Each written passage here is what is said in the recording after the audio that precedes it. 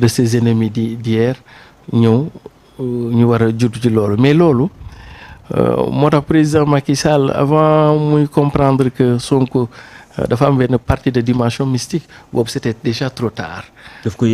daf ko yéex a xam. bi muy dem nag bay xam ni Sonko du neenuk neen une dimension mystique c'était trop tard mooy yi fi jot a xew ak yooyu mu dem. maintenant loolu après ñi jàng affaire diine ñoo koy gën a analyser. léegi j'en viens avec toi sur. ce que intéressant c'est très bien sur ce que je sais sur ce que je sais de plus et que j'enseigne les sciences politiques xam nga la victoire da nga koy mën a lire à deux niveaux d'abord. Au niveau local et au niveau disons géopolitique mais géopolitique local hein? Okay. Donc su fekkee da nga koy lire au niveau local.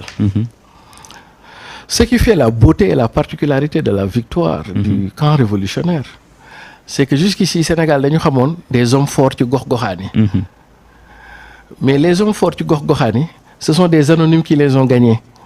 moo jox la benn exemple. Tu vas au Fouta non Fouta sax ñoom ñoo ko gagné mais demal dans les grandes villes que le président Diomaye gagné.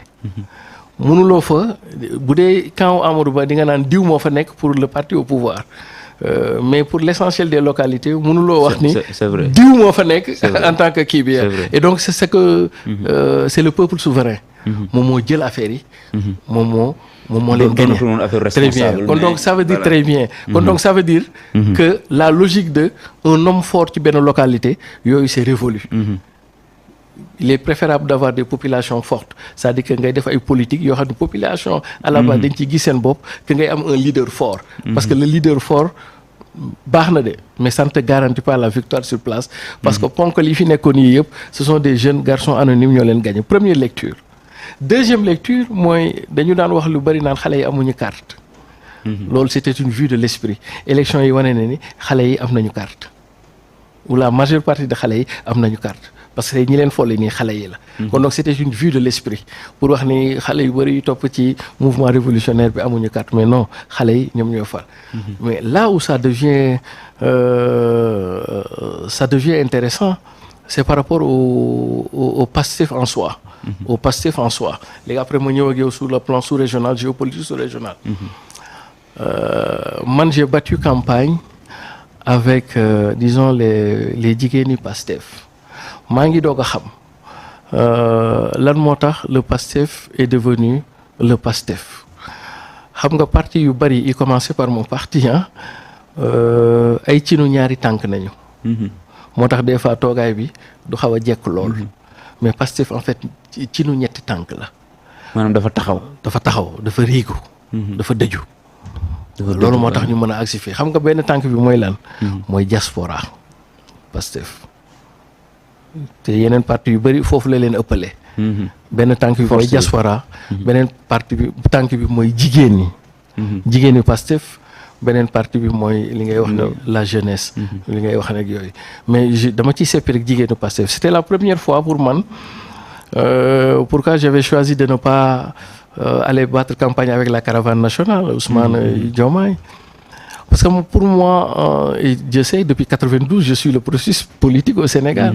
C'était la première fois may gis benn mouvement de femmes bu jël initiative organiser sa propre caravane de campagne.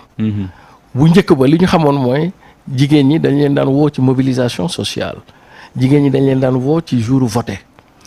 mais jigéenu Pastef dañu xëtt ci lëndëm gi avec à leur tête madame Maïmouna Dièye maire de Patte d'Oie organiser seen propre caravane à l'instar de la caravane de Ousmane Sonko et à l'instar de la caravane de Diomaye xëtt ci lëndëm gi dem ay itinéraires yoo xam ne gars yi la sax jaaruñu fa et ils ont mené le travail et loolu dafay symboliser benn affaire Pastef du mës a nekk Pastef du woon mës a nekk Pastef sans taxawaayu jigéen ñi les premières ñi gën a tëj ñi parti bi gën a payer le lourd tribut ci opposition contre Macky Sall ak le mouvement révolutionnaire c'est bien le Pastef mais ci biir Pastef ñi gën a payer le lourd tribut en fait jigéen ñi la ci biir Pastef parce que bu ngeen ko fàttalikoo bay Ousmane gi di doog a door ñi ci njëkk a jàpp ay jigéen nañu. mooy ña ñëwoon ci kër ñoom Ousmane Sonko te il y avait 12 femmes. dont Maïmouna Dièye mii ki nekk seen présidence. jigéen ñi ñoom nañuy dóor bu xeex amee doo xamee góor ak jigéen ñoom ñu pantalon dañuy sol te ils ont été toujours aux avant-gardes du combat patriotique. Donc qualité jigéen yooyu te ils sont très engagés. man mi dem ak ñoom campagne sax dama doon sonn. voilà très bien ay jàmbaar lañu. non ay jàmbaar nañu. et donc ce qui fait la force de Pastef c'est la qualité de ces femmes. Et puis ñëpp xam nañ ni dans la vie de tous les jours il y a rien de grand rien de grand ne peut se faire dans ce monde-là sans les femmes. Même diine l'islam bu dul woon jigéen du taxaw. Khadija moo njëkk a gëm yonent bi def ci ay moyens. révolution yi ngay gis yi yëpp jigéen ñi même si après bu révolution bi matee góor ñi ñoo koy nangu seen pare jiital leen. Et donc parce que foofu la ëppee li ci jigéen ñi daj góor ñi sax dajuñu ko ci. ñooy bàyyi seen kër yi ñoom la seen doom yi di jàpp et cetera des séquelles et cetera et cetera. Et donc à mon avis jigéenu Pastef il ne se contente pas seulement de faire dans la mobilisation sociale il ne se contente pas seulement d'aller voter mais il porte le projet au même titre que les garçons ça veut dire que bu xeex jotee dootoo xam ne jigéen te loolu moo tax affaire yu bëri bettuma de par la qualité bi ci des loolu mooy au plan national boo dee jàngat kii bi quoi boo dee jàngat résultat yi mais au plan géopolitique xam nga on a connu le printemps arabe après on a connu un peu ce qu'on appelle les révolutions militaires Mali. Avec les coups d'État. Très bien. Mali, Niger, Burkina. Le Sénégal vient de faire sa révolution. Mais comme le Sénégal est un pays de longue tradition démocratique, il va faire sa révolution, mais il ne va pas le faire de la même manière que les autres. Il ne va pas le faire de manière militaire. Il ne va pas non plus le faire du point de vue de la manière, disons, la révolution, disons, bolchevique, ce qu'on appelle la révolution par les guerres, par le sang. La révolution marxiste-léniniste bolchevique boo xam ne dañuy tuur deret xeex raak qui peut déboucher par une guerre civile après la prise de pouvoir. Comme les Sénégalais ont une longue tradition démocratique, une longue tradition d'élection, ils vont faire la révolution mais à leur manière avec lan ay xob. Et donc ce qui s'est passé au Mali qui avait des connotations militaires au Niger et au Burkina Faso vient de se passer au Sénégal. C'est-à-dire que le mouvement révolutionnaire vient de prendre le pouvoir. Mais selon ses propres termes, c'est donc les urnes. Tu comprends? Et d'ailleurs, c'est pour ça que on est dans un tournant assez intéressant du point de vue de la géopolitique, qui fait que il faut se dire qu'il y a une nouvelle Afrique qui arrive à l'horizon. Et cette Afrique-là, il faudra compter avec elle-même et sur elle-même. C'est une Afrique qui a envie de reprendre son destin en main, mais aussi de renégocier sa place dans la globalisation. Aujourd'hui, quand j'entends le président Diomaye parler, at the end of the day, je ne retiens que deux choses.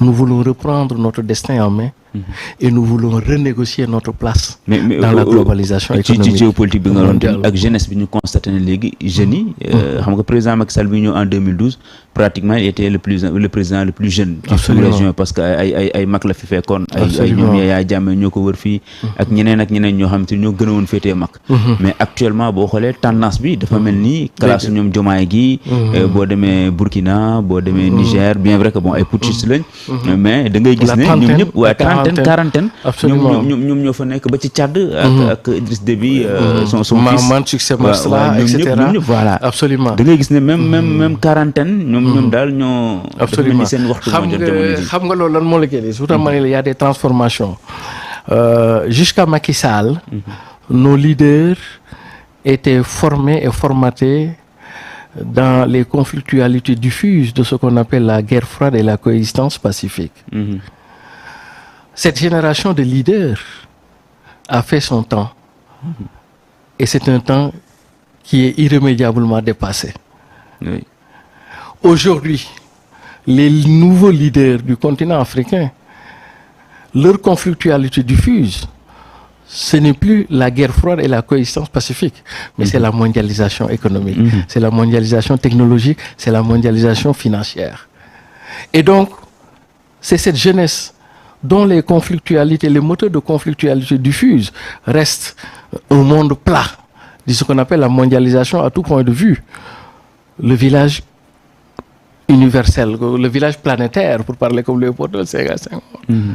Et c'est à cette jeunesse-là à qui revient, comme dirait Frantz Fanon, dans Les Damnés de la Terre, et que chaque génération a sa mission dans le cours de l'histoire. Et c'est cette génération-là qui, dans les Afriques, va nécessairement et impérativement prendre le pouvoir parce que, décidément, la réalité du monde dans lequel ils vivent n'est plus la réalité du siècle dernier. Parce que les siècles derniers, avec ses propres conflictualités diffuses, le monde aujourd'hui, c'est une compétition économique. Ce n'est plus une compétition idéologique, ce n'est plus une compétition, disons, culturelle. Mais aujourd'hui, le primat de la compétition et des conflictualités diffuses reste ce qu'on appelle l'économie. It's about business. On est dans la globalisation. Et d'ailleurs, c'est pour ça que la majorité partie avec ce qu'on appelle les transitions démographiques en Afrique, dont l'essentiel des populations africaines sont des jeunes, l'âge médian aujourd'hui en Afrique, ça tourne autour de 18-19 ans. Donc, maximum, si au-delà de 50 ans, vous n'êtes plus dans le même disque dur, vous n'êtes plus dans le même logiciel du point de vue mental et du point de vue de la projection. Et donc c'est tout à fait heureux que sur le continent africain, on rencontre de plus en plus des leaders d'un certain âge. Parce que comme le disait Hugo, à 40 ans, c'est la vieillesse, c'est l'esprit de vieillesse de la jeunesse. Mais à partir de 50 ans, c'est l'esprit de jeunesse de la vieillesse. Comme pour dire quoi? Qu'avoir la cinquantaine, la quarantaine vers la cinquantaine jusqu'à 60 ans, ce n'est pas un âge avancé de la jeunesse, mais c'est peut-être aussi l'extrême jeunesse d'un âge avancé. Et il faudra aussi compter sur les âges aussi. Ok, c'est important. Ma fàttali ñu ngi ànd ak waxtaan bi ak Siré Sy mu nekk enseignant en sciences politiques jiite parti politique góorgóorlu yi waaye tamit nekk ci coalition jot na Diomaye président bi yàlla def ñu jël réew mi ci élection yi nga xamante ne génn nañ ko dañuy dugaat bi passé fois si Amadou Ba la ñuy waxtaanee nekk yor appareil mi Benno Bokk Yaakaar mais ñu gis ne vraiment ak résultat yi mu am daanaka mooy gulet Diomaye mooy gulet koo xamante ne moom moo dem élection présidentielle daal di koy dóor premier tour mu wàccee ñi fi nekkoon parce que boo xoolee ak Abdoulaye Wade en tant que opposant Abdoulaye Wade dem na deuxième tour Macky Sall dem na deuxième tour moom moo nekk opposant boo xam dafa ñëw rek wàccee ki nekk ci kaw dem ci premier tour bi Amadou Ba lan moo waral loolu dafa amul jàppale Benno mu wuy siwul lan mooy véritablement problème bi waaw xam nga Amadou Ba au-delà de liñ fi jot a wax dañu ko jox gémmiñ rocci làmmiñ amul jàppale bi mu war a am ci camp mais la meilleure analyse à faire sur la défaite de Amadou Ba c'est de l'analyser en dehors de Amadou Ba et en dehors du parti au pouvoir. C'est-à-dire Amadou Ba a été victime de ce qu'on appelle en sciences politiques la rationalité paradoxale. Et aujourd'hui, c'est au nom de cette rationalité paradoxale que le peuple sénégalais s'est illustré en un peuple majeur. Su ñu naan la maturité du peuple sénégalais dafa feeñ ci élection yi passé il m'a semblé au nom de cette rationalité paradoxale il y en a beaucoup qui étaient avec des candidats